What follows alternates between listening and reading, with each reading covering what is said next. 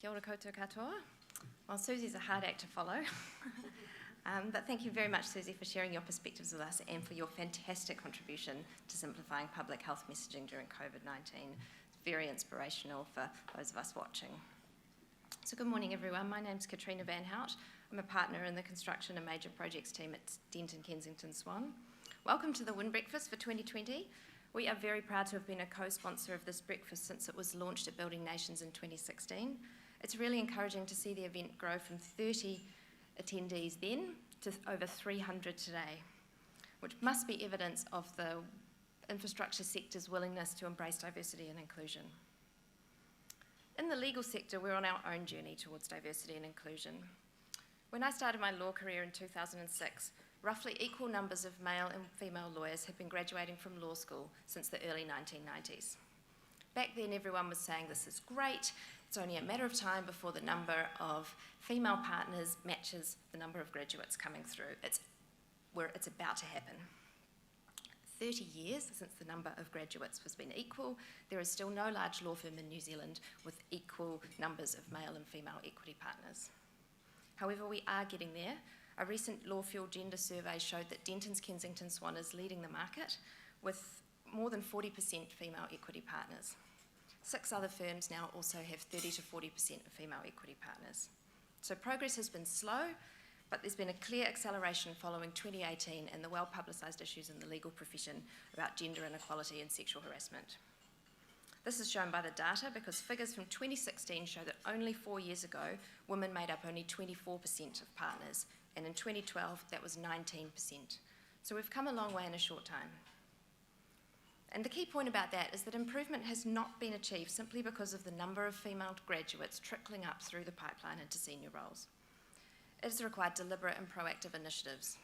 So at Dentons, Kensington, Swan, we've achieved our transformation by removing barriers to partnership for women. We've implemented paid parental leave for partners. Yes, that is still not standard in law firms. We've implemented a pay structure where partners are paid based on their contribution and it's not prorated for days worked, which means partners can work flexibly and part-time without being penalised.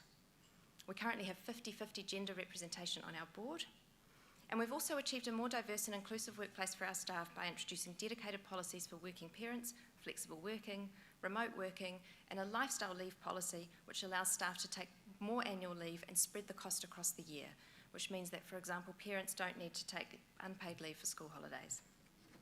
So while we've made good progress in a short time on gender diversity, there's still more work to do, both on gender but also to ensure diversity and inclusion for ethnicity and sexual orientation.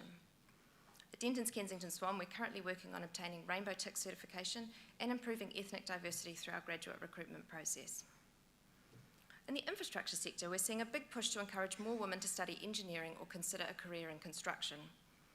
This is important and consistent with Susie's point earlier. As we've seen with the legal sector, on its own, this is not going to improve the number of female senior leaders in the industry.